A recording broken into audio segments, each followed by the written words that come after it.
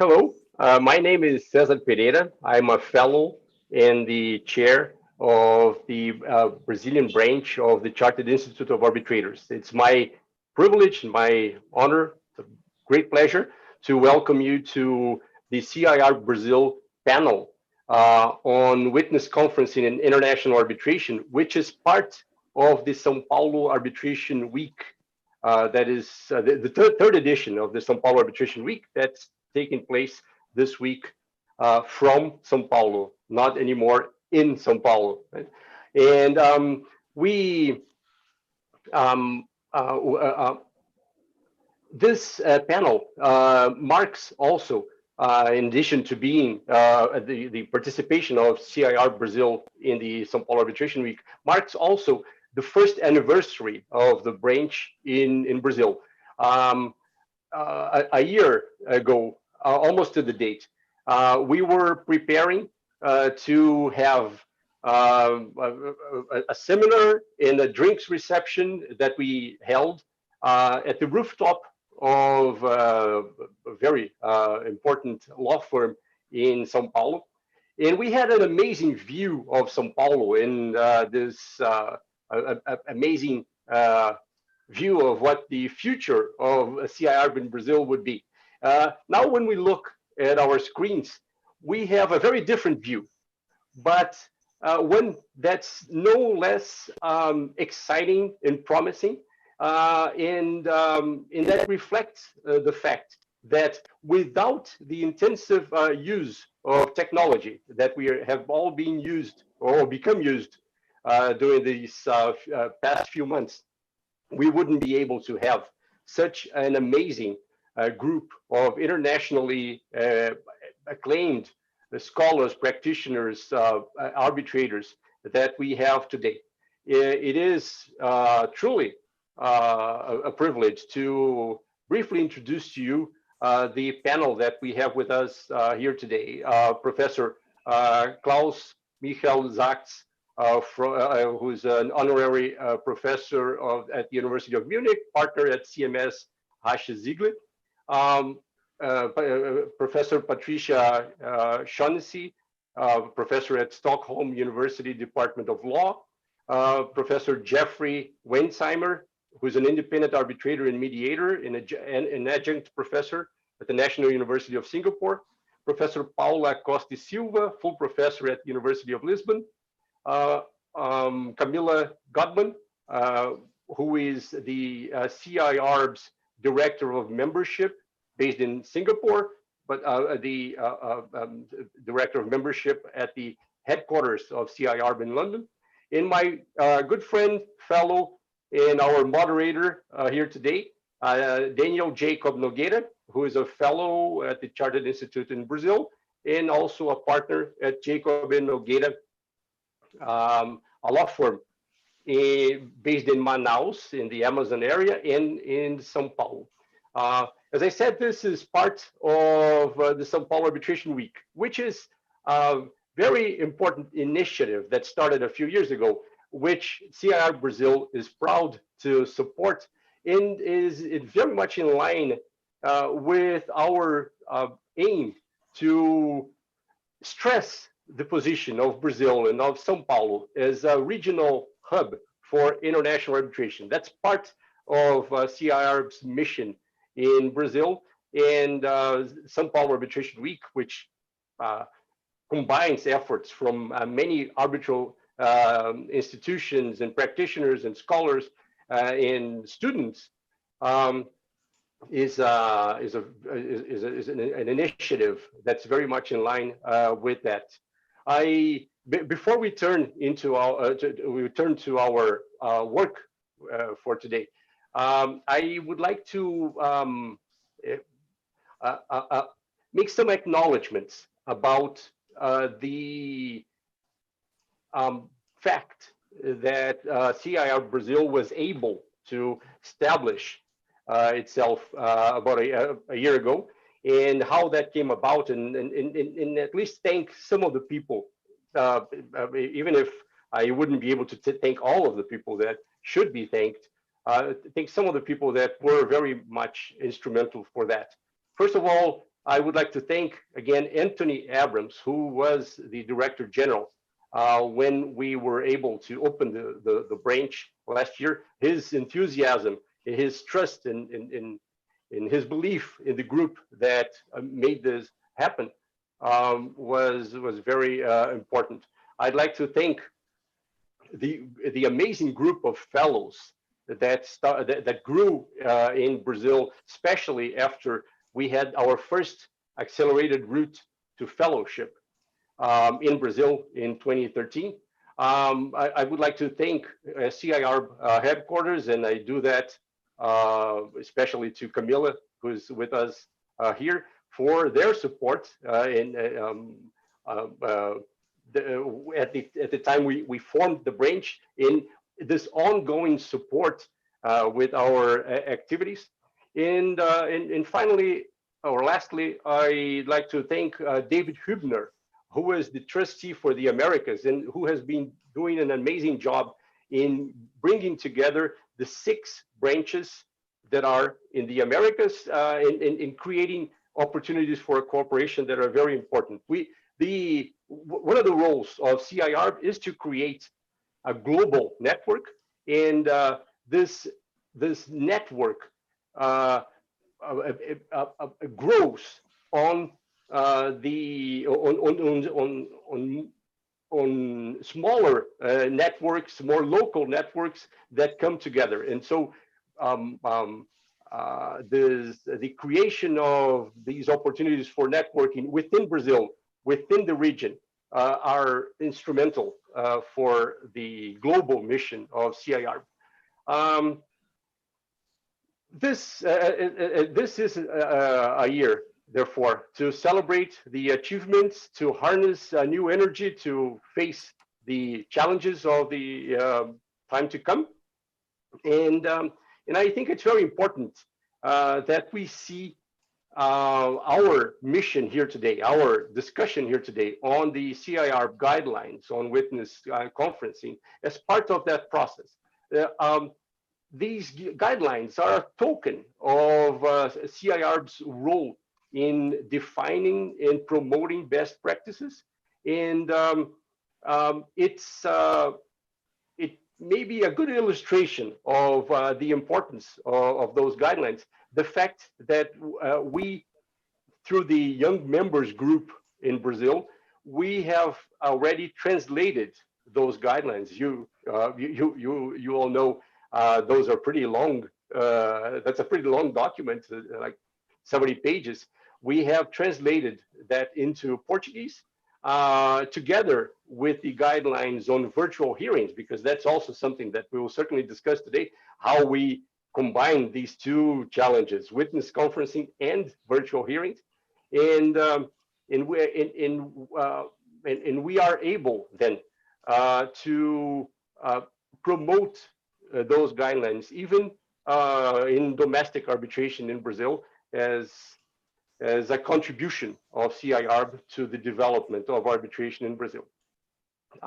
Without taking any more of our speakers' time, I would like to invite all of you to keep following CIArb Brazil on social media, on the website that we are about to launch, and pay attention to the fact that we still have 2 more. We had one yesterday, and we still have 2 more events during the São Paulo Arbitration Week that CIArb is proudly supporting. And please follow us and be a part of the activities that we are carrying out in Brazil. With that, I thank you for your attention. Thank you for being here. I thank all our attendees.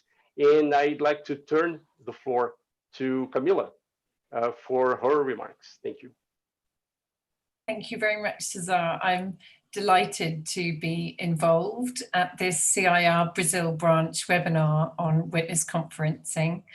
As Cesar has already alluded to, CIArb has many roles. It's not just a membership and training body, but we are a thought leader on ADR, operating in many jurisdictions. We also do work in the public interest to promote and facilitate the use of ADR mechanisms on behalf of our members.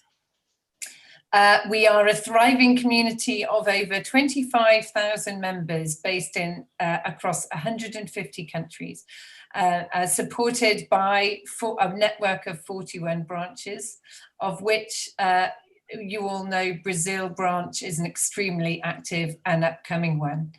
As the 1 year anniversary is upon us, the Brazil branch has already done a fantastic job in running trainings and events, thought leadership events. So congratulations to César and all of the committee for their hard work to set up this expanding community of practitioners.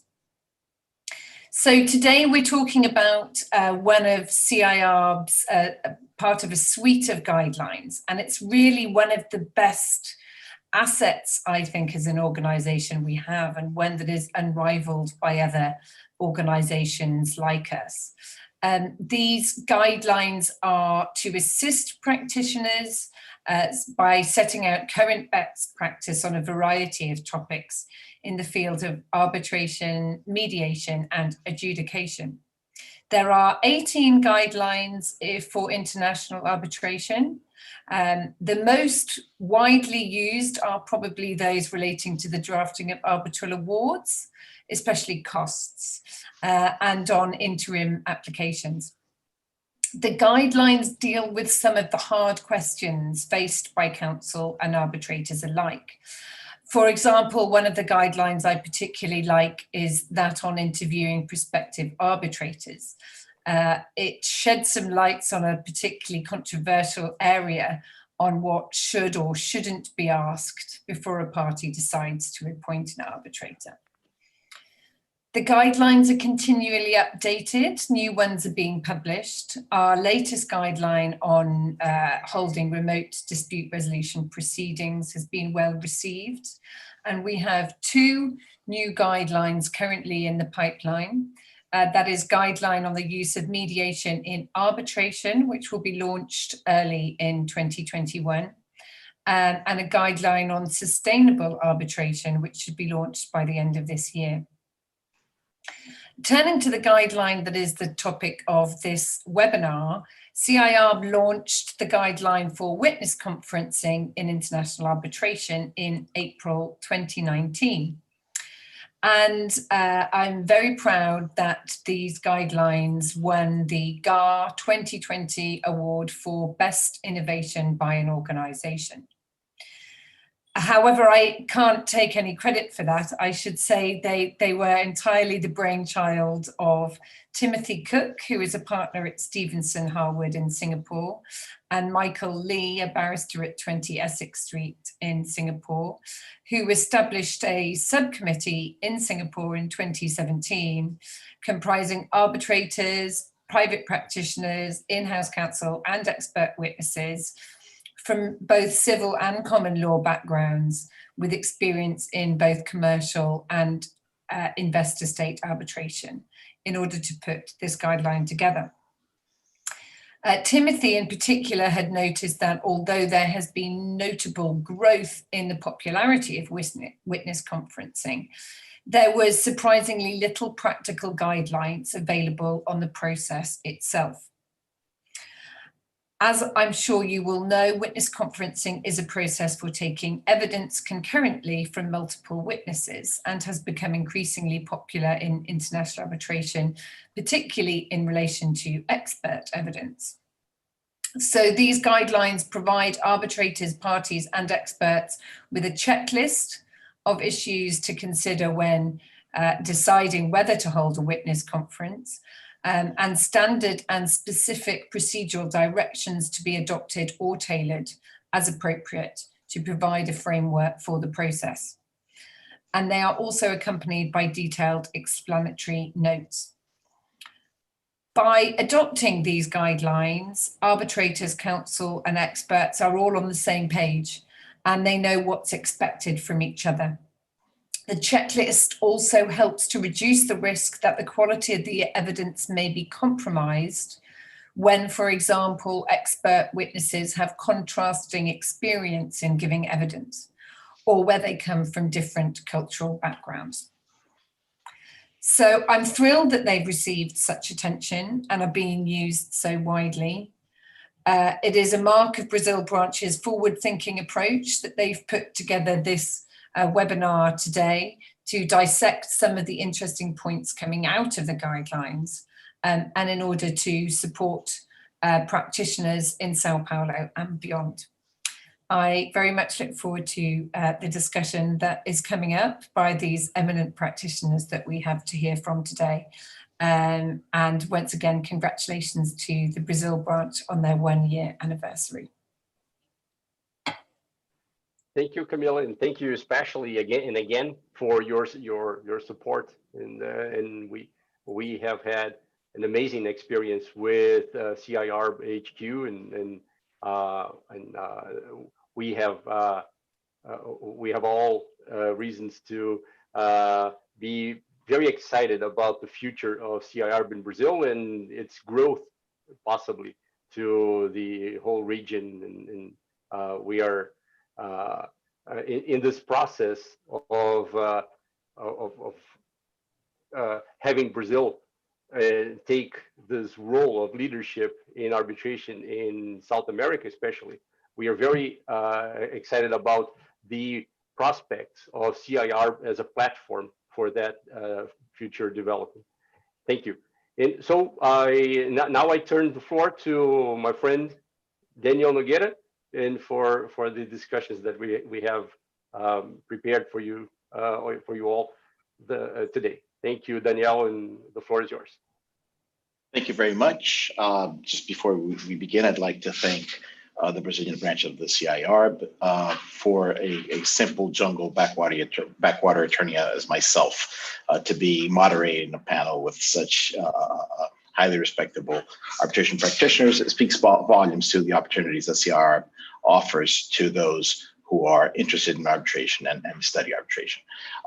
It's truly an honor and a privilege, and let's get into our discussion. And the format of discussion will be basically a question and answer format with comments from each of the participants. We'll try to keep a lively conversation on the topics at hand. I'd like to initiate with Jeffrey. Jeffrey, if you could, for the benefit of the initiated, how would you describe what is witness conferencing and generally speaking, and what are the CIArb's guidelines on witness conferencing in international arbitration? Well, firstly, thank you, Daniel and Cesar, for the invitation, and congratulations, Camilla, for these guidelines. The guidelines themselves describe witness conferencing as an evidence-taking process whereby 2 or more witnesses give evidence concurrently before a tribunal. Now, obviously, the witnesses are not talking at the same time, so it's not truly concurrent in that sense, but what it means is the witnesses are present together, 2 or more witnesses, and rather than having them one at a time, perhaps examined or cross-examined in a common law style, it's more of a roundtable discussion whereby there can be a dialogue. Now, I'm well aware that our audience will vary from people that have already read the guidelines in full and may have even used them in a case, to at the other extreme, people who are new to arbitration. And may I, for hopefully the benefit of everybody, step back and situate the topic into the broader question of evidence in arbitration. Because witness conferencing is not a discrete idea, it's something that is used to deal with perennial problems in handling evidence in cross-border arbitrations where parties come from different legal families, where those legal families have very different attitudes to witnesses themselves. The civilian tradition being more concerned with contemporaneous documents, the common law tradition being reliant on cross-examination by experienced counsel. And so we need to think about what we are trying to achieve with conferencing in the same way that we're trying to think about what are fair and efficient means of handling evidence and being culturally sensitive for people all around the world. The second general point to make is it's also a subset of the general management obligations of a tribunal.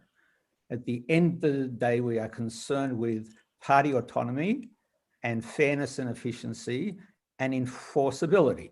So we are trying to give the parties as much opportunity as they can to shape the proceedings, and witness conferencing is something that they themselves can think about agreeing to, and indeed agreeing to the CIArb protocol or modifying it as they see fit. And to the extent that a tribunal has a discretion, the tribunal's obligation is to seek wherever possible to have the consent of the parties, and where there is any disagreement, to try and find fair and efficient solutions. The other thing to say is that there are so many permutations of how witness conferencing could be conducted. It might be in relation to scientific experts, it might be legal experts, it can be witnesses of fact, it can involve only party-appointed experts, it could include tribunal experts. Klaus Sachs has a separate, very important contribution on tribunal expert teams. And so there are a range of ways to conduct them.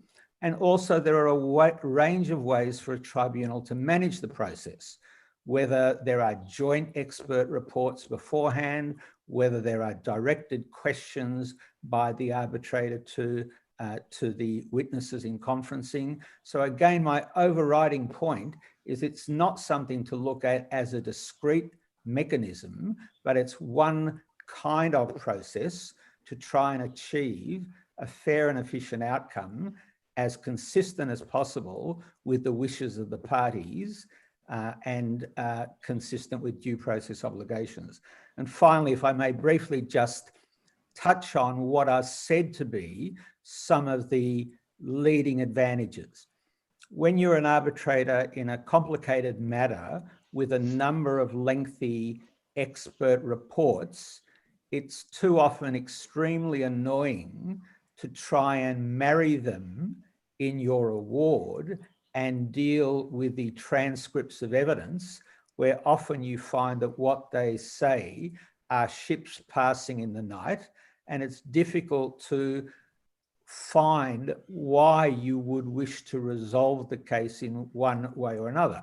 If they're there together, I can say as an arbitrator to them, help me understand why you disagree with each other and teach me how I can resolve that difference.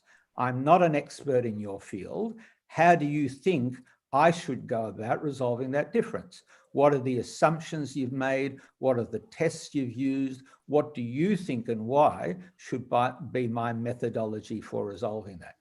Now, I don't need witness conferencing necessarily to achieve that. I can achieve that by inviting a joint report. I can provide lists of questions. I can ask that to witnesses independently. But again, putting people in a room together can be an excellent means of having them address back and forward these kinds of issues. The second suggested advantage is that experts are usually more familiar with talking to each other around a table at a conference, rather than seeking to answer counsel's very limited cross-examination, which for experienced English Queen's Counsel are too often questions that can only be answered yes or no, which are often entirely unhelpful to an arbitrator who's trying to understand the science or the construction issue that's being in dispute. The suggestion is also that persons are less likely to exaggerate when their peers are in the room hearing what they say. And it's argued that coaching is less relevant when it's going to be a more free-flowing discussion than would be the case when one knows and can predict the kinds of common law style cross-examination that may play out. But nothing is easy. Every advantage has commensurate disadvantages, which we will leave to the discussion to flesh out. And the last thing I simply want to say is everything should be compared to alternatives. It's not yes or no to witness conferencing. It's how are we dealing with witnesses? What are the different alternatives? What do the parties want? And if the parties don't agree, what do we as tribunals think is most appropriate to the case at hand? So that's all I wish to say in introduction. Thank you, Jeffrey. Any comments from the panel? Okay, so we'll move along to Klaus. We all know that Alan Redfern is the inventor of the Redfern schedule. Is there the inventor of the concept of witness conferencing within the context of international arbitration? Well, I think it would be fair to say that Wolfgang Peter from Geneva probably is the inventor. As you know, success always has many fathers, but he's certainly one of them. And for those interested in the subject, I would recommend to read or reread his article in Arbitration International, 2002, early 2002. So this is 18 years ago, witness conferencing, in which he, to my knowledge, for the first time described what this technique is about. And when you read the introduction, you will see that he speaks of himself in saying, in trying to deal with these inefficiencies, and he was complaining about the sometimes inefficient way witnesses and experts are cross-examined. I have come to adopt an approach, or should it be called a technique, which I have named witness conferencing. So he is claiming the authorship for that term, and he adds, which has been successfully put to test in 11 arbitrations over the last 6 years. So this suggests that Wolfgang has been practicing this technique already for a number of years before he wrote this article, and as he says, successfully. I may add that in one of those 11 cases, I was myself a co-arbitrator with Wolfgang chairing. So at least for that case, I can contribute as a fact witness. But this is the origin, I would say. And when you go through this article, and I said it is really worth rereading it, because many of these ideas have ultimately been taken up in the new rules of the charter, the guidelines of the chartered institutes. But he also mentions the advantages and disadvantages as he perceived them at the time. But I think they're still valid, and we will discuss this later. But let me just flag what he said. I mean, he said, first of all, it helps to speed up the proceedings because you do not lose time by asking or putting the same question to a big number of witnesses or experts. So you put them once and you put them to all of them and you will discuss it. So that's the aspect of speeding up the proceedings. And I think that's rather fair as a comment, as an advantage in my experience. He also mentions the clarification of factual and technical issues. And I think also in this regard, the technique helps to get a better understanding of factual and technical or regulatory or scientific issues that are relevant for the case. He adds the elimination of irrelevant positions. I think that is also fair. It helps to sort out, so to say, aspects which are not relevant for the outcome of the case. And he adds an element which is interesting too. He says in his experience, the cases he had witnessed so far had in most cases led the parties to settle the case after having practiced this technique. So he says it is conducive to settlement. And among the disadvantages, he mentions only a few. One is that counsel may feel that he loses control of their witnesses, which I think is a fair comment, because in practice, it is at least my experience that counsel is often very reluctant to accept the technique when it comes to fact witnesses, less reluctant when it comes to expert witnesses. And the second disadvantage that he mentions is that it puts a higher burden on the tribunal with respect to the preparation and conduct of the hearing. But I think this is not really a disadvantage, because it is only an advantage that the tribunal is well prepared and in a position to conduct the witness conference. And we will discuss later which model, which of the three options is the most suitable for which case. But I would say, and I will close with that, I think those guidelines are very interesting. I think they deserve the award for an innovative idea.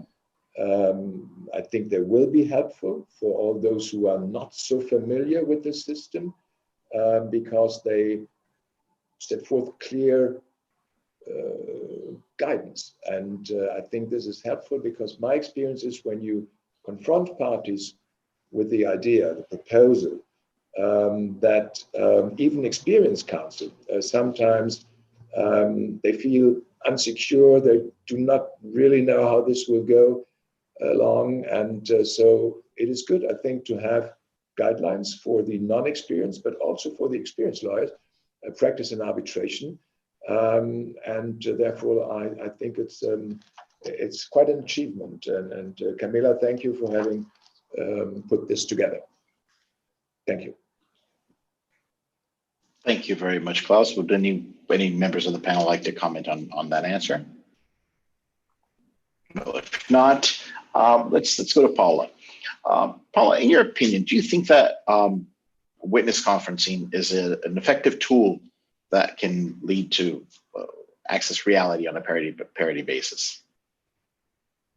Thank you, Daniel. Thank you for your question. Please allow me to begin. Can you hear me? Yes, we hear you fine. Please allow me to begin by thanking the Brazilian branch of the CIArb for this invitation to share this morning with so esteemed colleagues. And Cesar, congratulations for the first year. Many more will come. Coming to Daniel's question, I think Daniel's question highlights one of the major advantages of witness conferencing. I will focus especially on expert witnesses. Note that this technique has great benefits when applied to fact witnesses, but I would leave this field for a possible discussion. I think one of the preconditions of expert evidence is simultaneously the cause of many of its problems. The experts feel a gap of knowledge of the decision maker, be it a judge or an arbitrator. It could be said that this is the case with all evidence. The fact witnesses' testimony is also necessary because the decision maker does not know the facts. There's a relevant and immediately perceivable difference between these two sets of cases. In the case of a fact witness, the tribunal is typically able to follow the statement and immediately perceive the flaws. This, from my stance, this is not so straightforward when it comes to an expert witness. As we all know, the expert witness only has justification in the proceedings where technical knowledge, which the court, the tribunal, does not have, is involved. Otherwise, the evidence might be produced, but it is not justified by its nature. What is the undisputable advantage of the witness conferencing in these cases? The one that the decision maker follows the discussion of the experts on the divergent assumptions and conclusions of their reports and opinions. And I dare say that from the discussion of the divergent points by the experts among themselves, the tribunal have, with shortened time and consequently less cost, better information to take a decision on those facts to be proven by the expertise. So coming back to your question, Daniel, I think one could say that the witness conferencing tends to narrow. It's not the sole means to do this, but the witness conferencing tends to narrow the original gap between the decision maker and the specific technical knowledge that will be the basis for his decision on the facts. In one word, witness conferencing can lead to an effective access to reality on a parity basis. The decision maker and the expert are at the end of the witness conferencing at a level playing field. Thank you, Daniel. Thank you very much. Any comments?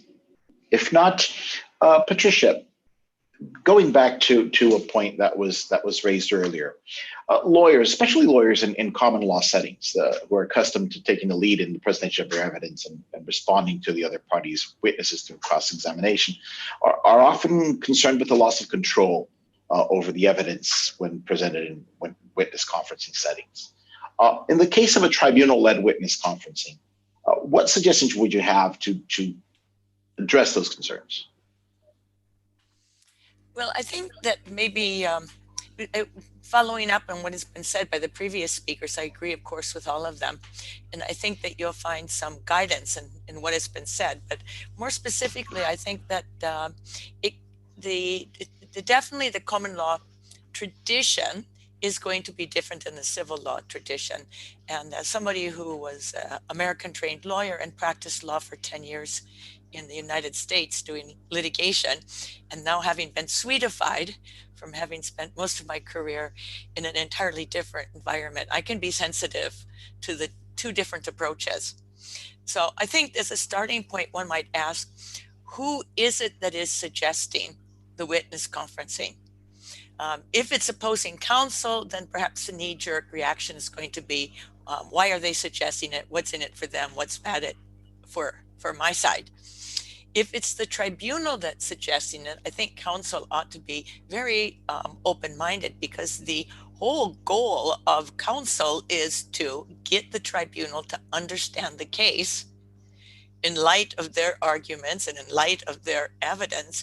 And if this is a method which the tribunal thinks will facilitate that understanding, then the counsel should perhaps be careful to not just take a knee-jerk negative reaction and be concerned about losing control.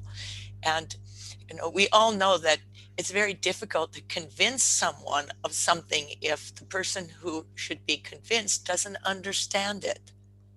And so this will increase understanding. Then it would be wise of counsel to take a collegial and collaborative approach to it. And going back to what Jeffrey said, there is, and it's the guidelines certainly underscore, there is not one approach. The imagination and the flexibility, the adaptability of this particular mechanism for presenting evidence is endless. So I think for arbitrator's perspective, perhaps one of the things to do is to identify what are any concerns which the parties through their counsel may have, and how can those concerns be addressed.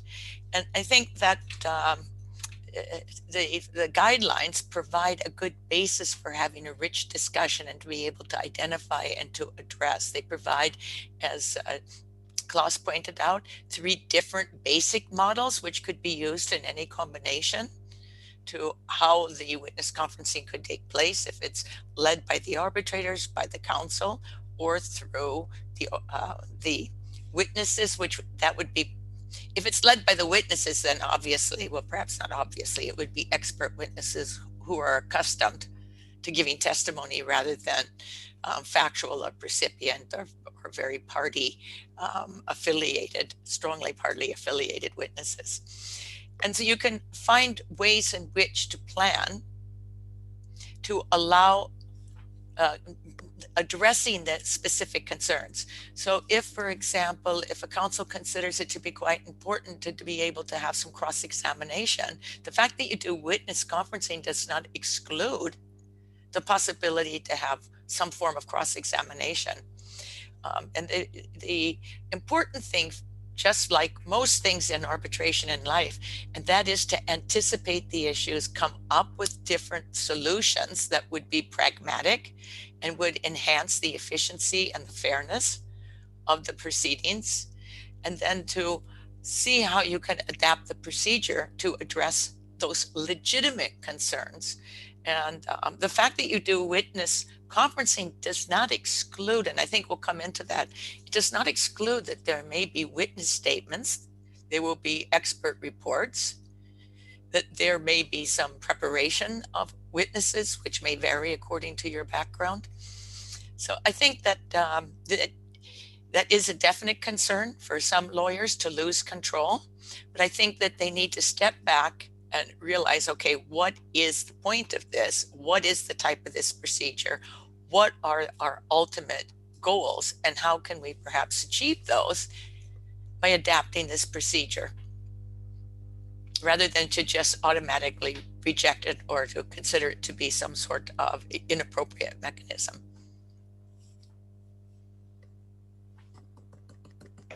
And just as a follow-up, do you think that the tribunal should identify areas or categories or even specific questions in advance and provide the opportunity for the counsel to comment at your consultation with their witnesses, or do you think that wouldn't be appropriate?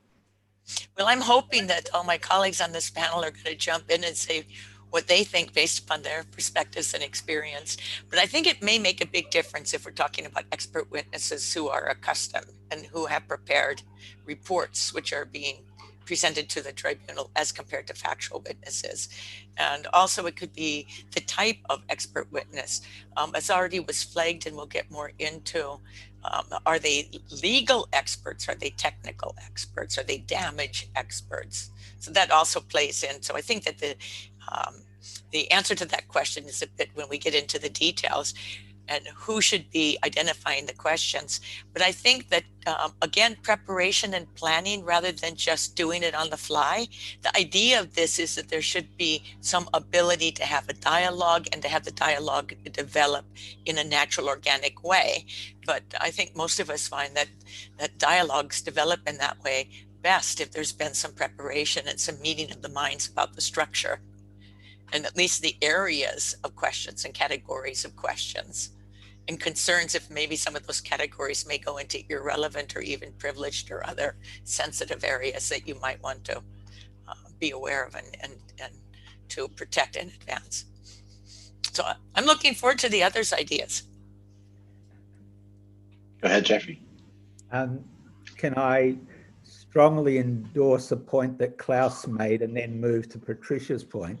I agree with Klaus completely that the need for tribunal preparation is not a problem. It's a paramount requirement. It is a waste of everybody's time to have conferencing if you're not fully prepared. You can be an arbitrator who hears individual witnesses and read the transcript later and read the witness statements later. I don't advocate that. I think all arbitrators should always be prepared. But if you're going to run a conference, you have to be on top of everything because you're managing a discussion, whether it's tribunal-led or witness-led or counsel-led, you're there to deal with it. And the only comment I'd make, particularly for the civilians in the audience who have not experienced a case against English Queen's Counsel cross-examination, when the question is losing control, they don't mean control in the normal sense. They mean losing the ability to constrain the witness to only answer yes or no, to create a transcript that works within their paradigm of burden and standard of proof, so that they can say, I got that answer, I'm not going further.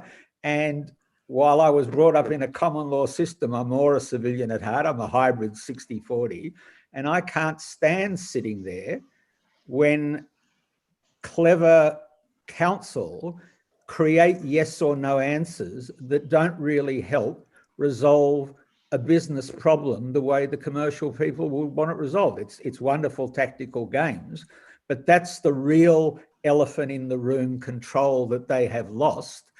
And to Brazilian audience, you're very comfortable with the inquisitorial judges. You don't worry about that control. You go into a court and the judge will go on an inquiry. So it's really a subset of that. And it's a subset of how proactive you are willing to be as an arbitrator, which also goes back to the point that Patricia was asked about questions beforehand. And I'm an advocate. If you're going to ask for a joint report beforehand, you're going to tell the experts what you want them to address. And then when you come to the conference, you can say, thank you for addressing this. I didn't understand what you said here. Can you help me resolve it? And to me, that's the control that an arbitrator should do. And that's what I think most business people, when they sign a contract, would like to have happen. But when there is a dispute and their counsel are getting very adversarial, then it's very easy for them to hide behind counsel who say, oh, we're losing control, or you're doing this, that, and the other. So that's my take on where it should be. It should be the right amount of proactivity consistent with the wishes of the parties.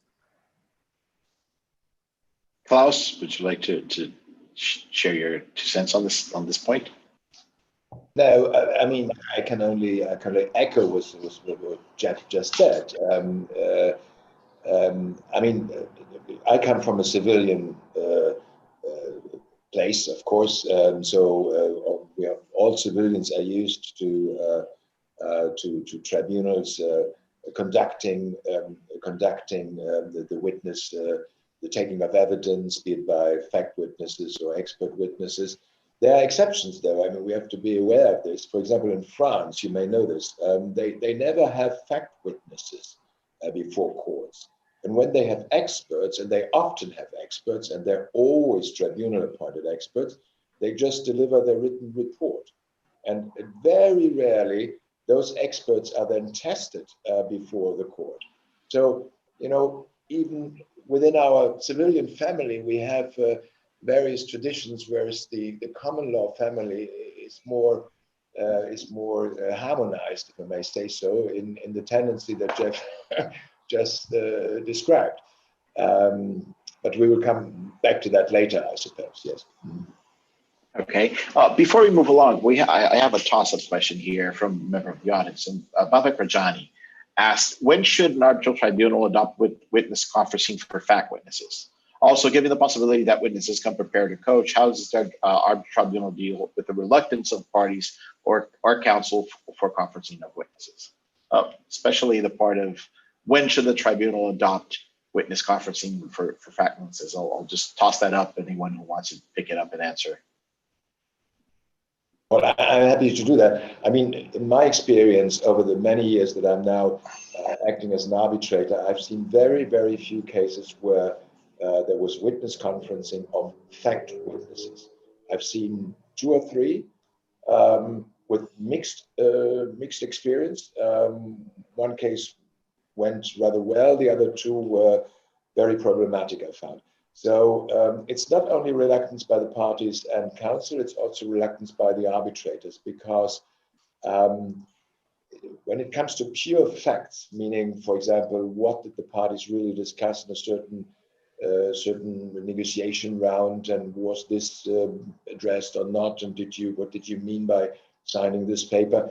I don't think it is really so helpful. When it comes to fact witnesses that have special knowledge of certain technical aspects, and that often happens in construction cases, for example, where you have fact witnesses, but who are technicians, and even though they are not experts, they have technical knowledge. So that could make sense, and sometimes is practice, that you put them together on a certain issue. For example, variation order number 23, you have two witnesses with two divergent opinions on that, and that's a situation where I think you could put fact witnesses together, because they have this technical knowledge and the expert will be in the room too. So there could be a meaningful interaction between those two more knowledgeable fact witnesses, if I may say so, and the expert. But my overall experience is that when it comes to more trivial factual issues, it does not really work. And that's at least my view. Thank you. Patricia? Yes, thank you. And I would like to also just remind everyone that typically in an arbitration, and it's good practice, at the early stage, the counsel should be working to see whether or not they can identify those areas where there are not contested facts. And so that they can present to the tribunal, these are the areas where there are contested facts, and identify what are the facts which are really material and highly relevant to meeting the burdens of proof and to fulfilling your obligations for your claims and defenses.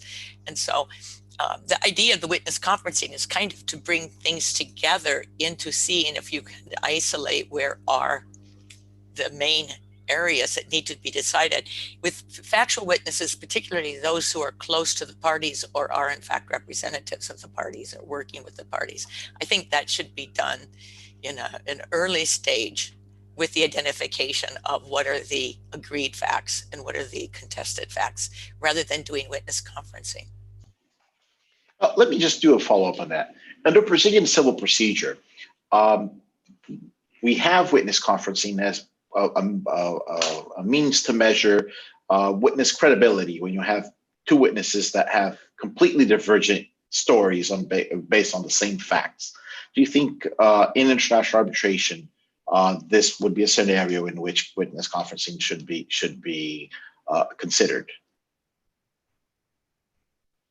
I would hazard a guess that these things can always work well, but when it comes to questions like credibility of witnesses, we also have to be aware of psychological studies that tell us whether it's a separate witness or a conference witness. We may be biased in the way we determine credibility. We may favor people who speak in their first language or are more educated and are more articulate. So I think we need to be sensitive to the difficulties in evaluating truthfulness of witnesses. But personally, with that caveat in mind, Daniel, I've never done it, Klaus, your example of the negotiating parties. I have tried it with students in a class as a simulation, and I actually think I would like the idea, because if you've got, as everybody has had, real cases where people just disagree about what they said to each other in negotiations, you hear one separately and the other, and you're making some very general determination of who seems more truthful. But when I did it with the students, I said, reconstruct the negotiations. And I actually gave them some instructions on what their evidence was going to be. And you can sort of sometimes, not always, feel who seems to be making it up, whose version of the back and forth seems to be more logical encapsulation of what these business people would have been likely to do in that kind of a contract. And you don't allow them to argue and you don't allow them to fight. You simply say, well, who started the negotiations? Who spoke to who? What did you say?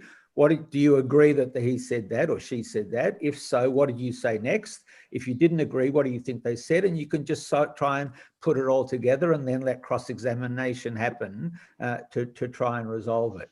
And too often, there is an inadequately drafted contract with conflicting evidence about the negotiating history that are very difficult disputes to resolve.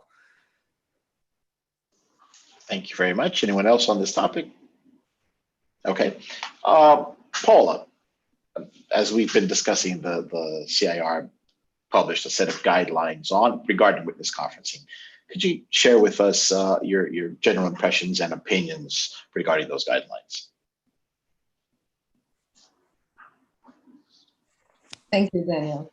I think that these guidelines deal with an extremely important subject because they aim to make the production of expert evidence or witness evidence more efficient by means of relatively recent techniques.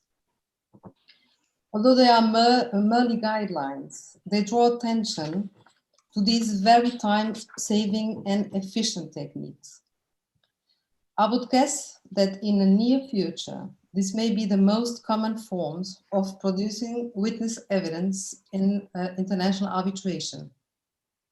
These guidelines are a very important part of a breakout in the way we usually deal with witness evidence, as Cesar highlighted in his opening remarks. The rules give us at least one hint as how to solve a very relevant problem. How can we draw the dividing line between party agreements and court decisions? This is certainly a very difficult problem at the level of the general theory of adjudication. It seems to me that one of the relevant criteria for the qualification could be the determination of who is originally empowered to exercise the power that is being exercised.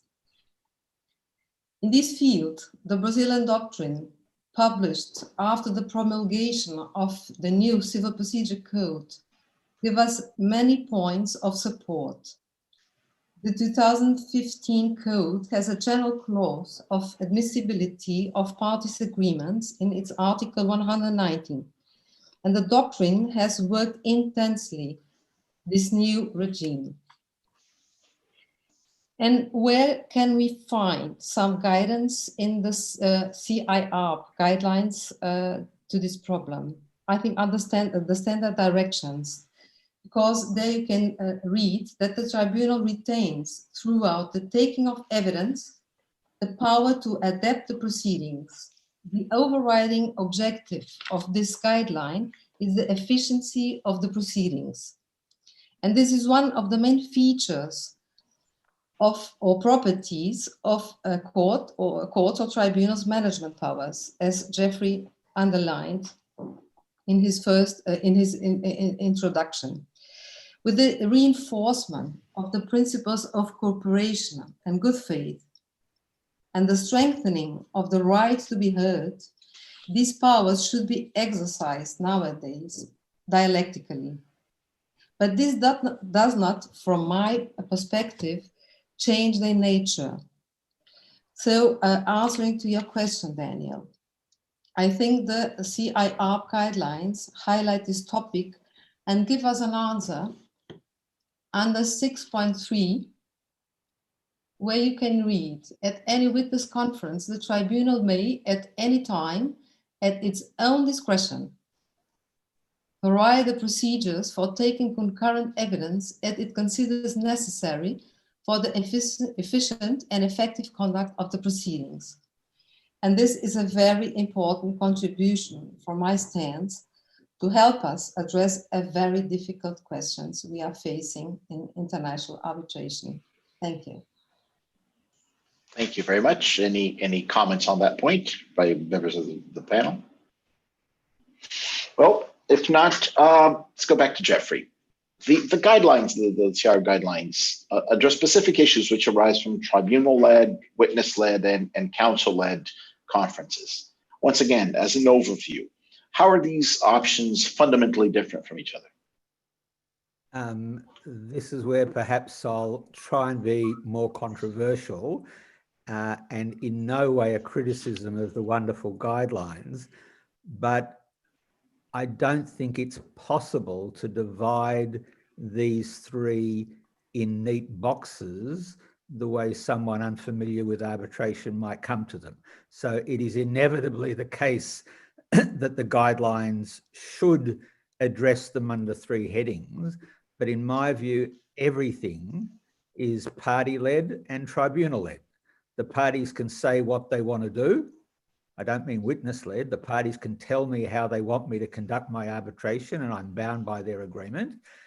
And as a general rule, as a tribunal, we should be controlling everything, whether it's called tribunal control or whether it's called witness control and they're talking to each other and I'm sitting quietly. I'm still meant to stop it going off the rails if someone's being abusive, if someone's not giving someone else an opportunity to be heard, if they're talking about irrelevant matters, I should step in. And the same thing should happen with what's called counsel control. That everybody is there, as Patricia said beforehand, to help us as arbitrators decide the case. Everybody is there to assist what we need to know. And as Patricia said, good counsel will be alert to what we want to know and try and direct their attention and to that. And so each of the models is about presenting what the tribunal needs to know for a fair and efficient award. And the real question will be in things like, whichever model you adopt, will you invite each expert to first give a presentation? Now, in the witness-led one, that's stated in the guidelines as something that will, of course, happen. In the counsel-led guidelines, with a common law flavour, there is a reference to perhaps the witness statement standing as evidence in chief and moving straight to cross-examination.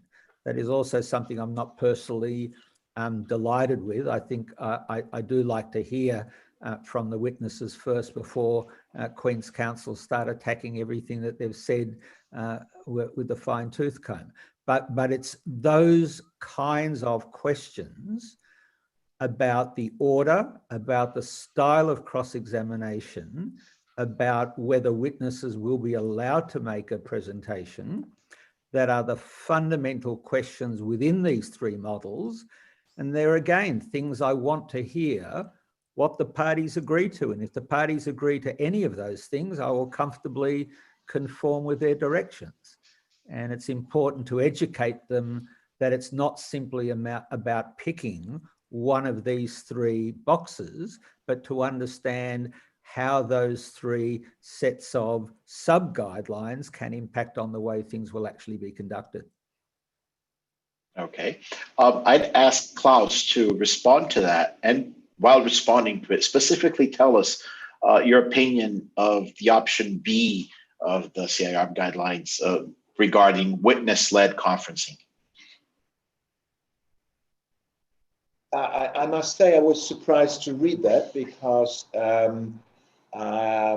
think it's quite innovative. But when I think of factual witnesses again, I think it is not very realistic that can work. It could work, as I said, with factual witnesses that have more technical knowledge on which they testify, and of course with experts. That could work, but I would think that the alternative in practice will more often be tribunal-led versus counsel-led conferencing. And if at all conferencing is being arranged, then I think in most cases it will be ultimately the tribunal-led conferencing of witnesses that will occur. When it comes to, if I may add, to legal experts, I think that that is a specific issue. I was always of the opinion that cross-examination of legal experts is not so helpful to the members of the tribunal. Why not? Because, I mean, the members of the tribunal normally are lawyers, so we that's our field of competence. And whether you are a Singaporean lawyer, or German lawyer, Swiss lawyer, or a lawyer from Algeria, it doesn't really play such a role. I mean, it is you are perfectly able to read expert opinions submitted by legal experts to understand the issues, and therefore I always found, and many of my colleagues, practitioners, share that view, I think, that it was more helpful to not to have a cross-examination, at least not at the beginning, of the legal experts, nor a presentation, because they've submitted their reports, you've read them, you have thought about it, but you will have questions. So why don't we start with the questions then to the legal experts, and that ideally, of course, with the two of them, or maybe more, but most cases there are two, in front of you. Last week we had an organizational call for a hearing that will take place the week after next. Subject the law applicable to the case is Korean law, and so we had one justice as a legal expert and a professor teaching at Seoul, and we proposed to the parties that format. We didn't impose this to them. We asked them, well, please consider this and talk to your legal experts whether they would be willing to accept this format, and they came back and said, yes, we accept this, but they wanted to have some clarification of how this would work, which joins my comment, the comment that I made earlier, that even sophisticated counsel need to know what exactly will happen. And of course, they said, will we be in a position to cross-examine the legal experts after the tribunal has asked this question? And we said, yes, of course. But practice shows that once you've gone through the questions to the legal experts, I mean the tribunal, then what is left over, so to say, for counsel is not very much. I mean, experience shows that, I mean, most issues have been covered, and so there's little cross-examination as a rule following the tribunal's questioning. While we're on this issue, cross-examination by parties versus a tribunal-led conferencing of experts, which one do you prefer specifically, and why?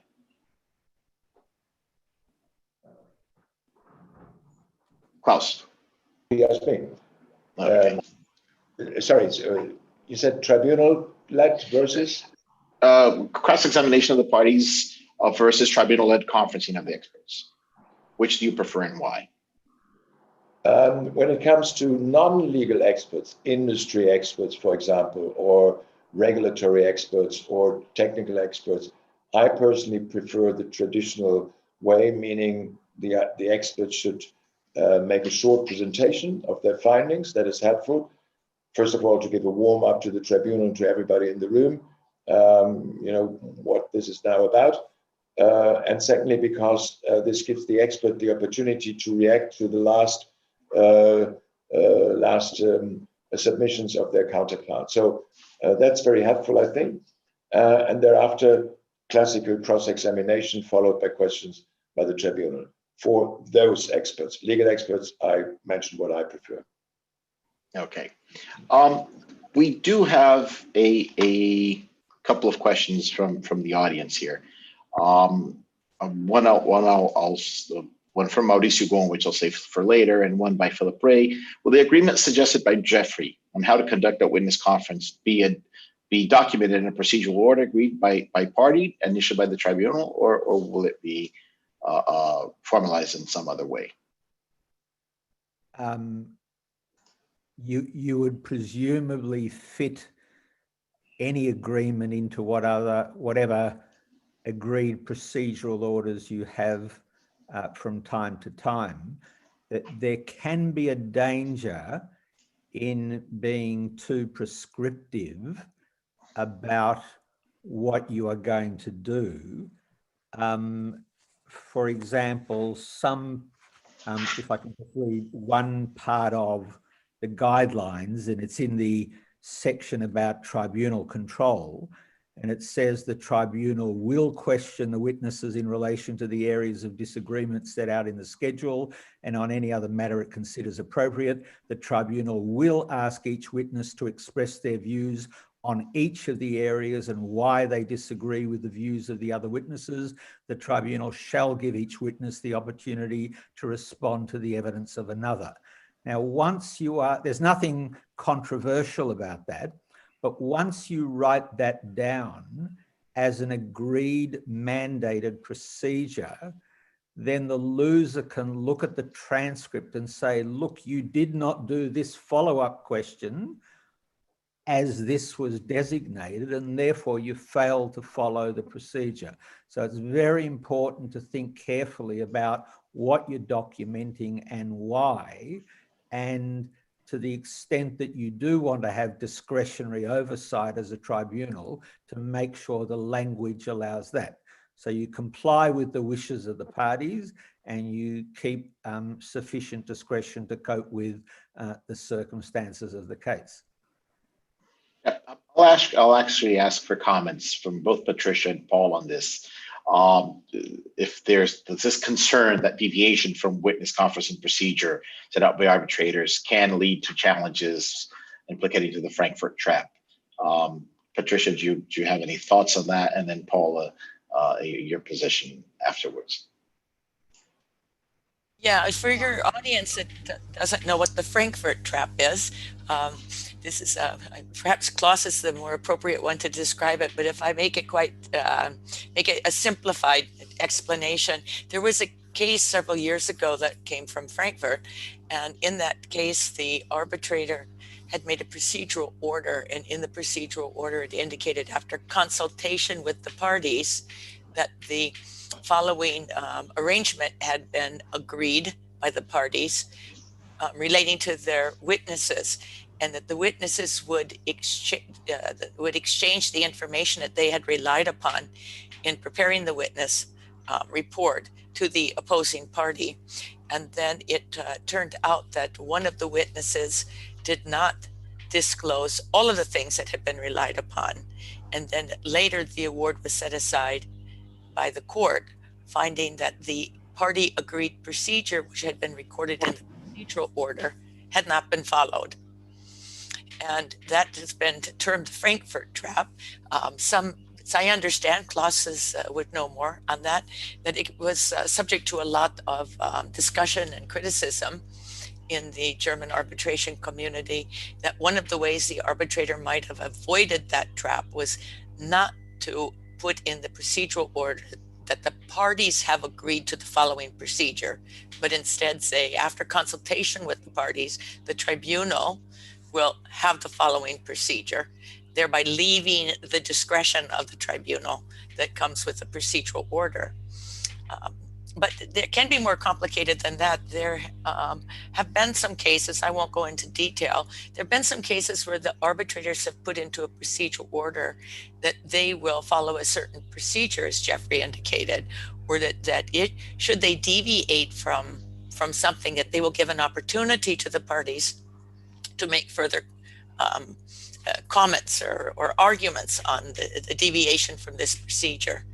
And that can then give rise to a claim that the parties relied upon that procedure, which was then changed, which either resulted in not being given a full opportunity to present the case, or that maybe favored the other party. So these are potential issues. So I think that the tribunal should be sure that in the procedural order, it has one of these, you see these in procedural orders, and you can see in model orders and suggested in others, that the tribunal makes it clear that this is, after consultation, this is a suggested way to go, but that it retains discretion to change the procedure as may become appropriate in the circumstances. But one should be careful about setting up expectations of the parties to the procedure, and also characterizing something as a party agreement, which becomes binding. And again, but on the other hand, there's a need for structure. There's a need for the preparation. There's need for everyone to anticipate the witnesses who will be conferenced, the counsel, and the arbitrators as to what this procedure is going to be and how it's going to take place. Paula? Thank you. I agree with what Patricia said.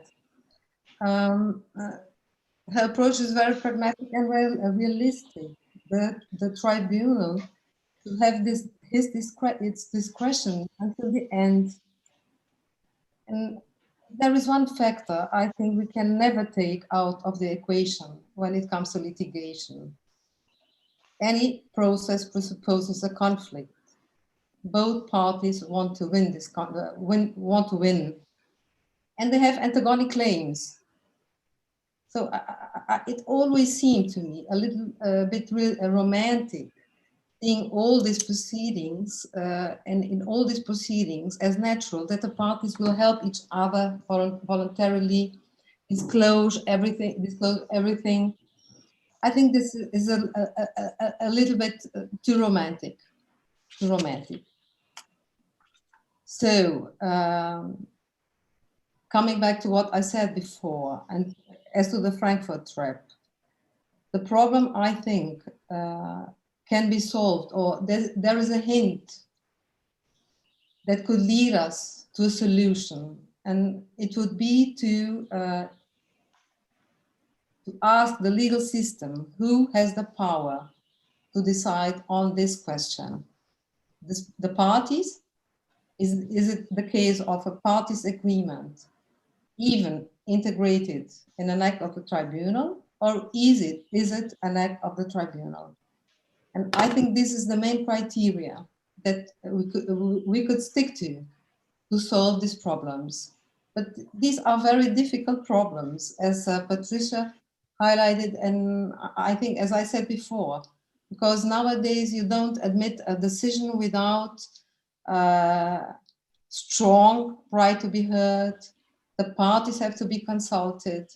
The tribunal can't decide any question without consulting with the parties. So where is the drawing line? Where will we draw the line between the agreement, consultation, and procedural order?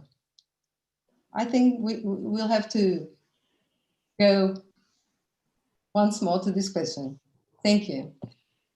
Thank you very much. Let me pop in with two little follow-ups, if I may. Of course, please. It's the American in me. No. Interrupt. I think that we have to also, though, bear in mind that parties need to timely object to any procedure which they think is deviating from what was agreed or what was provided. And if they don't object in a timely way and offer an opportunity for the tribunal to work the matter out, then they will very likely have waived that. So that's an important thing to bear in mind. And the second thing is to bear in mind is it's been quite popular in the last couple of years, thanks to Klaus-Peter Berger, to talk about due process paranoia.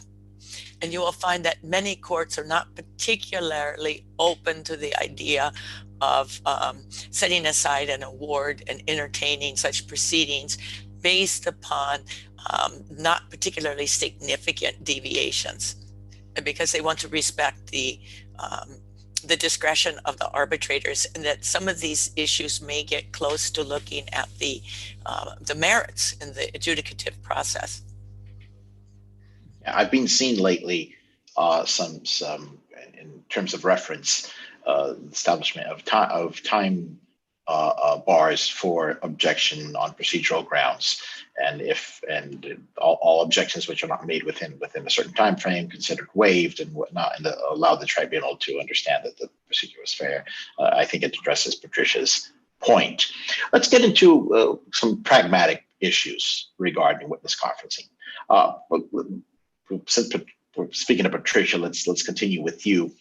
What are the particular challenges when using particular witness conferencing, for instance, with experts, when they have complex and large universe of data, information, documents, and whatnot? And how can you manage that? I mean, that's hard enough to be managed when you have a single witness. How do you manage copious amounts of data and documents and information when you have to do that within the context of a witness conferencing? What would you suggest? Well, it may depend upon the type of witness, and it's been pointed out by the other panelists, if it's very technical issues and such. But you could imagine if you had a large number of documents that were being reviewed, whether it has to do with valuation or whether it establishes the claim, there may be thousands of small claims which have added up to this or different things. The experts should, if it's experts, they should be exchanging reports, and things should be in a report before you get to the conferencing, so that there is some record that we're now, the tribunal is able to identify questions and areas of concern and places they want clarification.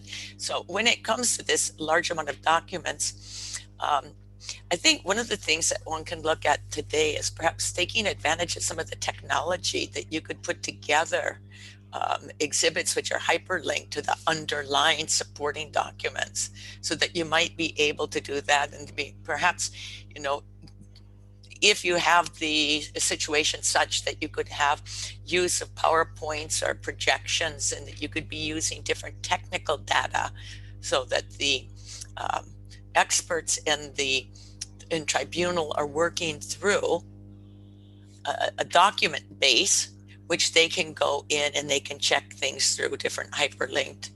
And if it's a large document thing, you might have some kind of schedule. I think Klaus mentioned earlier, the Redfern schedule, and we have the Stern schedule. But you can now today make those so that you have Excel sheets and hyperlinks and other information to perhaps work within that universe. But that means even more preparation.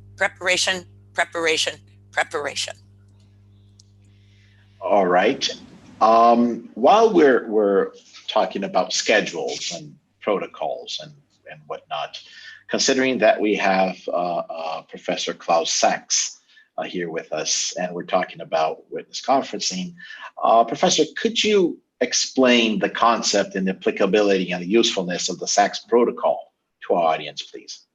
Yes, I'm happy to do that. In particular, since I launched this idea in Brazil at the ICA conference some years ago, the technique is rather simple.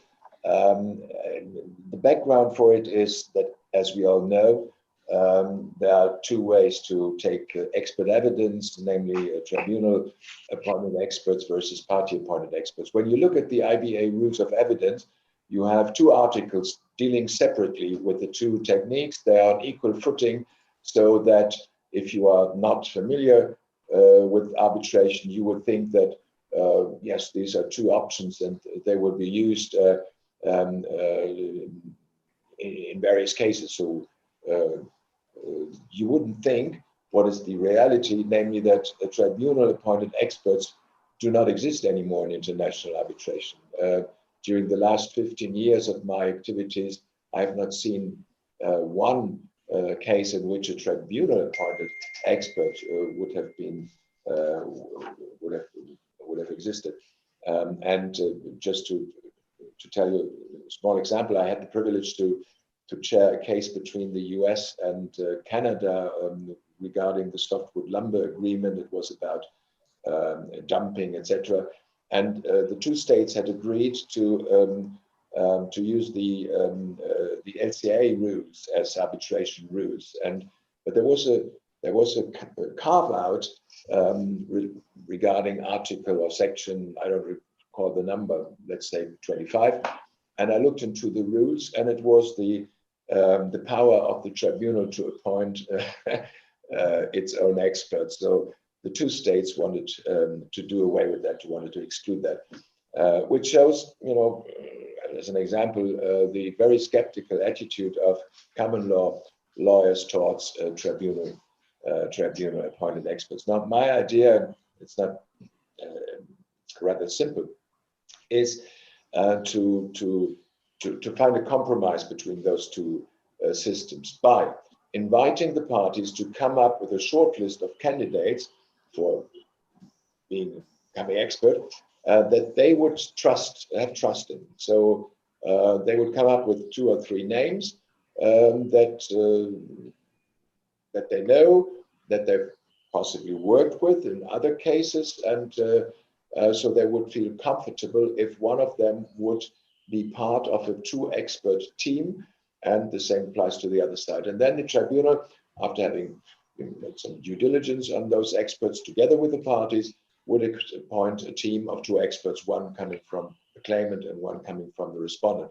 But then they would be tribunal appointed experts, and you would work with them as a tribunal, of course, in cooperation, consultation with the parties. You would draft the terms of reference together with the parties, but there would be tribunal appointed arbitrators, experts.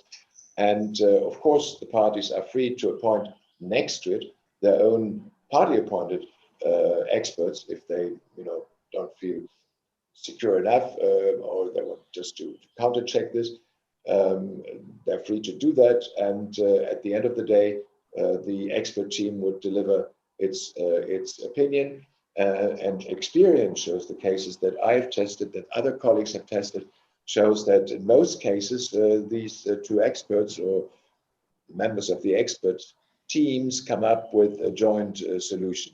Now, this can be a disadvantage because you may think, well, maybe they tend to find compromises on areas where in reality they have divergent views, because once they start to work from scratch, they form their own team, there's their own interaction, so they tend to present themselves rather than as a team and not as competing experts.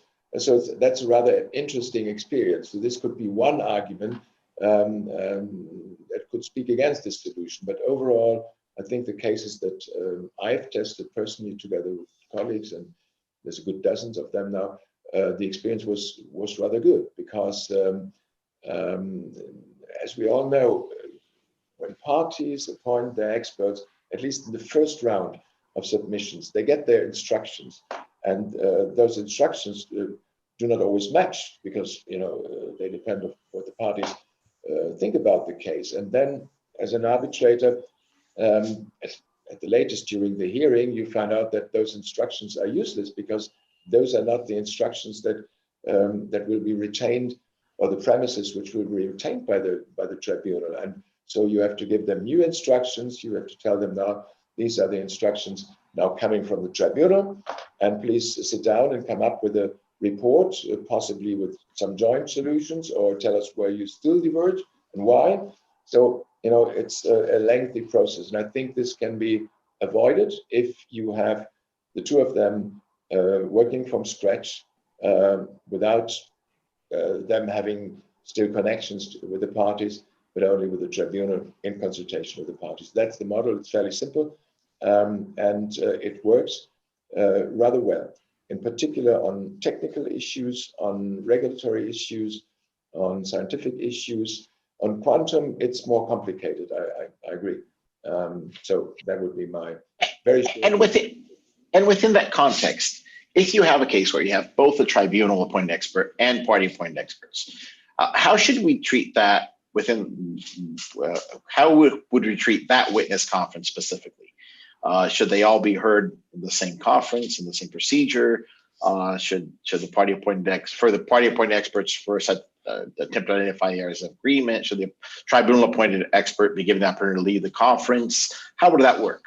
If you have well, we had such situations, but we didn't formalize it too much. I mean, what happened was that the party appointed experts were present in the hearing room, and once the tribunal appointed experts, the expert team had orally presented its findings, the parties informed us that their party appointed experts had points where they were in disagreement. And so we invited the two party appointed experts to sit together with their colleagues.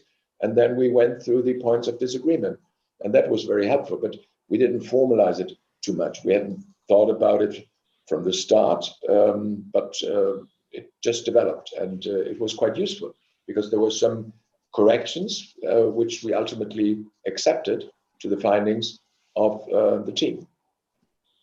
Any other opinions on the panel on this issue?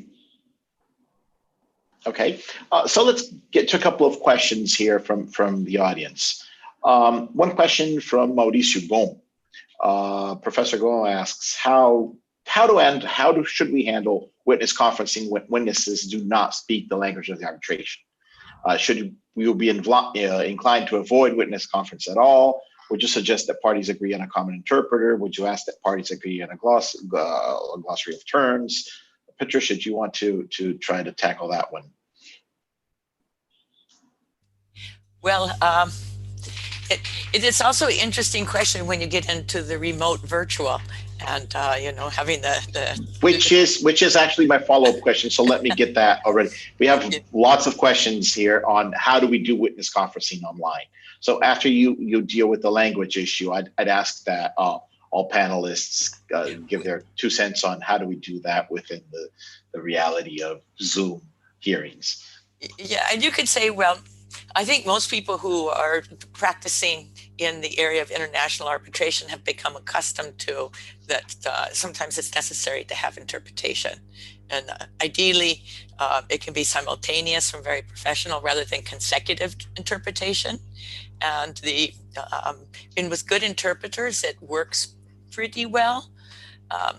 The areas of experts, particularly if they're technical experts, then it's important that they have a terminology which is being translated equivalent. So you need to make sure then that all the terminology is being used appropriately in the languages. So I think it poses challenges because they can't speak directly eye to eye, so to speak. But if you have good quality interpreters, I don't think it's that much more difficult with witness conferencing than it is with the direct and cross-examination and regular witness context. But it'll be interesting to hear what the others' personal experience has been with interpretation. My experience, which is not perhaps as broad as some of the others in terms of hearings, is it depends a lot if you have good interpreters, and if you want the interpreters to do their job well, they need to be given information about what they're going to be interpreting in advance. And when it gets to the virtual, then I think that some of the platforms work pretty well with interpretation. But as soon as you add that level, you have a whole nother potential of technical issues that arise. Hmm? Yeah, I'd ask the other members of the panel to address not only the language issue, but how do we adapt witness conferencing to the virtual platform? What are the difficulties and how does that change the dynamics? Yeah. Jeffrey, Klaus, Paula, any one of you. I can only start by saying I had my first recent experience with interpretation in a virtual arbitration, and I did not enjoy it. The quality of the interpretation was not at the standard that you rightly said, Patricia, and it was extremely difficult. And I would imagine it wasn't scientific experts, but I would imagine it's harder again to get a good interpreter who can do what an expert needs to do, which is not to tell the tribunal what they think, but help the tribunal to determine what it should think. And an expert witness is an educator. And again, that's to me an important thing that a tribunal should make clear at the outset. You're there to help train me in what I need to know to resolve this case. I don't want a long report that tells me who you think wins. I want you to tell me how to resolve conflicting witness testimony so I can make a reasonable award that the loser will respect at the end of the day for its logic and its methodology. So it would worry me why we even have translation of experts. Have the parties selected the language of the arbitration? Were there not experts available in the language of the arbitration? That it's their choice to do what they would wish, and it's our obligation to treat them fairly whatever they choose. But it would not seem like optimal counsel practice unless there are very good reasons to have experts who are there to educate a tribunal, who are having to do so through an interpreter who is highly unlikely to understand the technicalities of the evidence. All right, anyone else? Well, if not, Jeffrey, while we're at it, timing under chess clock, bullying by an expert, guerrilla tactics versus good faith, all behaviors that are challenging in managing a standard hearing. How are the complexities of these and other similar scenarios compounded within the context of witness conferencing, and how should they be dealt with? I think guerrilla tactics are no different to others. If people are bullying, if people are taking too much time, you're managing the process. The only difference is when witnesses are talking across the table to each other rather than to you in the normal way. It's easier for them to interrupt or argue or go on too long or appear to be bullying. There are the challenges of if two experts are questioning each other as you want them to do, when does it stop being questioning and when is it really cross-examining advocacy? And should you step in there as a tribunal? And there's no bright line difference there. One of the more significant problems is with chess clock, and there needs to be very clear understanding of how the chess clock is to be dealt with. For those in the audience who've never heard the expression or seen this kind of an arbitration, it's an arbitration where you say to each party, I'm going to give you 4 days each to do whatever you like. You can make submissions about law, you can have fact witnesses, you can cross-examine the other side. It's your case, but I think 4 days is adequate, and we're just going to time what you do. And when you've got witness conferencing with them talking back and forward to each other and interjections by a tribunal and cross-examination, how do you allocate the time? What do you do with people who take too long? What do you do with cross-examining counsel who take too long or ask too many questions? So who are you allocating the time against? And what are you doing with people who intentionally or otherwise are abusing that process? And again, I think you need very clear guidance at the outset as to how it's to be done after inviting the parties to give their views. Once again, if they have a protocol that doesn't interfere with due process, then I will follow it religiously. If they cannot give me those kinds of directions, then I will try and give them a clear indication at the outset and be prepared then to intervene in my 60-40 civilian at heart, 40% common law trained lawyer that I am, and not let it go off the rails with English QCs, creating havoc with me sitting there with a chess clock trying to work out which minutes go here or which minutes go there, particularly if I don't have a tribunal secretary to do all that kind of work. So that's what I would suggest. Fantastic. Patricia, Paula, Klaus, anything to add to that? Okay. Here's a toss-up for the entire panel. It's recognized that ethical approaches to lawyers preparing witnesses can vary across jurisdictions, as well as lawyers and expert ethics. Should this be discussed prior to setting up procedures for witness conferences? Should a witness be entitled to consult with its own lawyer during the conference? Should lawyers or witnesses be required to disclose their preparation, including what information they've been given? How do we deal with this scenario of lawyer preparation and lawyer participation within the witness conferencing?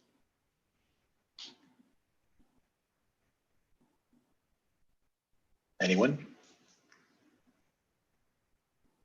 Patricia?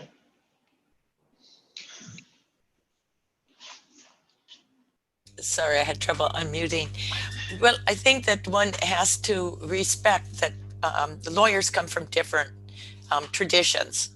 And it's not just a matter of a tradition, that for an American lawyer, they have an obligation to properly prepare their witnesses. And other jurisdictions, they have an obligation not to be preparing their witnesses. And so I think the tribunal needs to be sensitive that there may be ethical obligations that run in different directions. And so the tribunal may want to try to even the playing field, but on the other hand, it cannot take away the ethical backpack that the lawyer may bring into the to the hearing room and into the arbitration with them. So I think this is a sensitive issue, and I think it ideally those issues should all be discussed up front. And you really can't, that I don't think the tribunal can say to an American lawyer, you are not allowed to prepare your witnesses, because they are obliged to do so in order to be engaging in the practice of law according to their traditions and to what's expected of them. But on the other hand, it is important that you don't let that get turned into disruptive tactics, or tactics where the witness is not being able to actively participate in the conferencing because the lawyer is constantly trying to nudge them or indicate or conferencing with them. So I think that, again, this needs to be discussed up front. And we don't have international ethics. And so I think it is a continuing problem that comes up, but we do need that arbitrators are proactive to not let that end up becoming guerrilla tactics or bullying or taking advantage. I think the other thing I'd say is in the context of dealing with these things up front, as I agree with Patricia, people may not be aware, or some people in the audience may not be aware of the IBA guidelines on party representatives that do try and indicate certain things that are clearly unacceptable and things that are acceptable. And they do allow a certain amount of witness coaching that would be contrary to the norms of many civilian lawyers. Some may say that that's an unfair Americanization of international arbitration, and I won't venture a view one way or another, but at the very least, if there is an agreement on those guidelines, then it's dealt with. Patricia's point.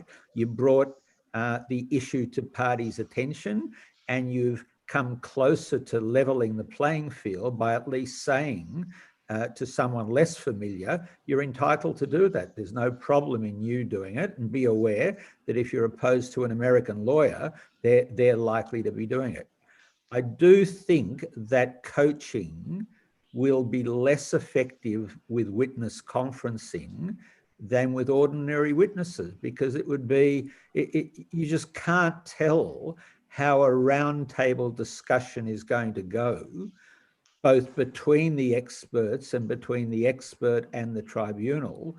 So you can coach for opposing cross-examination, but it's very hard for a lawyer to coach a professor of engineering about how they're going to have a dialogue with 4 other professors of engineering, 2 of whom are Klaus's tribunal appointed expert. It's going to be a roundtable discussion like at an engineering conference, talking about things that most of the lawyers do not understand. So as I say, I think the coaching becomes less important, and that becomes another advantage of witness conferencing when it's done well. I would completely agree with Jeff on that point,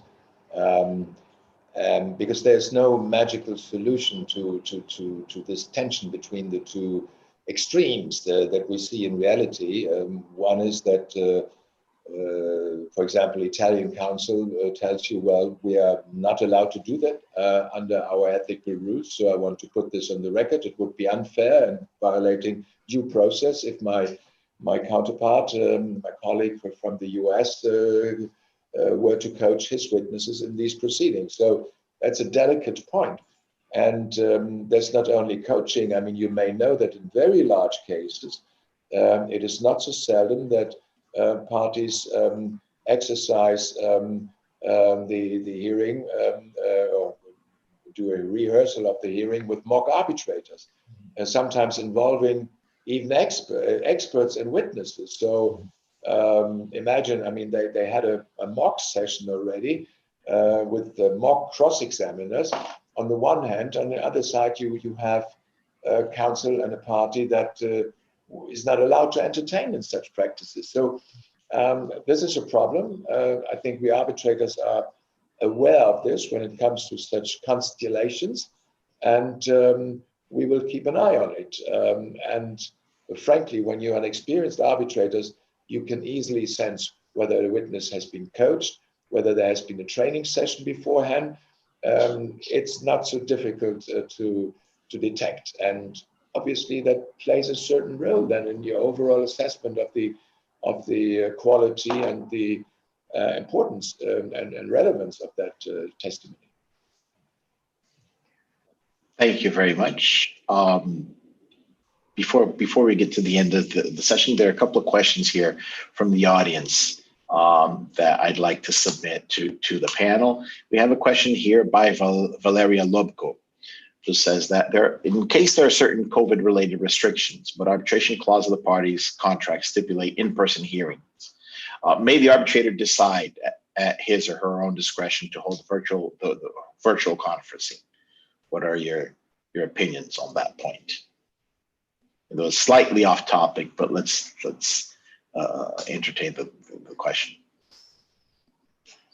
Each of the institutions have been looking very carefully at the local lex arbitrae and their rules. And those who simply talk about having a hearing or an oral hearing have, I think, uniformly and rightly taken the view that a virtual hearing is good enough for an oral hearing. I can hear you, I can see you. And it's only those rules that say in person that have used a form of words that some people might interpret in a very strict manner, and other people might interpret in a substance over form manner. And if the parties can at least agree on what it means, then they've made a modification and there is no problem. And conversely, if they do not agree and they put that to a tribunal, I wouldn't answer that without knowing which institution, in which environment, what's their culture, what's their jurisprudence about interpretation of rules and lex arbitrae, etc. So I don't think there's a black or white answer, but most people are, wherever possible, accepting that a virtual arbitration meets the needs of a hearing. And I strongly support that view. Anyone else have a different position on this? 20 people in 20 different places with interpreters is another problem. Anyone else have different opinion on this? Well, I think that it's probably not very common that parties put into the arbitration agreement that a hearing must be a in-person live hearing, such that you couldn't use Jeffrey's way of interpreting what that means in the context of the rules. And if they did that, and one of the parties objected to changing that agreement, you may end up with a situation where it's not capable of performing the arbitration. I mean, if the COVID continues and if people can't travel. Oh, that's that. With this week, we come close to the end of our session. See if any other questions pop up. If not, if anyone would like to make any closing remarks on the issues we've discussed today, Paula, Patricia, Klaus, Jeffrey, anything else to add to close the session? Not from me. Okay. Well, before I hand the floor back to Cesar, let me say it's been an absolute pleasure, an absolute honor to be discussing, not only to be discussing this issue with all of you, but on a very personal note, to be discussing this issue with Professor Weinsheimer, with Jeff, as he insists on being called. Jeffrey's book has been a seminal work in my life. I've never written anything on arbitration without having it by my side. I have a very tattered copy. And it's the only reason I'm a fellow in the Chartered Institute of Arbitrators today is because of your work. So if nothing else, it helped a jungle lawyer in the middle of the Amazon understand a little bit more about arbitration. And I'm very honored and very thankful to be on a panel with you and with Klaus and with Patricia and with Paula. With that said, I yield the floor back to Cesar, thanking you all for your invaluable time and your great contributions to the discussion on this issue. Thank you. Thank you. It has been a wonderful experience here to sit and watch your discussion. It's in a way, it may be something like an expert-led discussion that you just sit back and enjoy as if you were watching a symphony. It has been really a wonderful time, and I would like to thank especially your generosity to put aside some time to participate in this panel with us to share your insights. Thank you then, Paula, Patricia, Klaus, Jeff, Daniel, and Camilla for doing this and for being part of this initiative. I hope we can all meet again in person soon, as soon as we are allowed to. So before closing, I would like just to tell you and our audience, which has been very active, which is a good indication of how effective you all were in prompting questions and bringing all the important issues for this discussion. I would like to tell everybody that this webinar has been recorded. It is available on the CIArb Brazil YouTube channel. You can watch it there later again. And lastly, I would like to again invite you to follow all our CIArb Brazil activities in the months to come, and to invite you to always be involved with CIArb in Brazil. Thank you so much. And with this, I will close our work for today. Thank you. Bye-bye. Bye. Bye-bye. Thank you very much.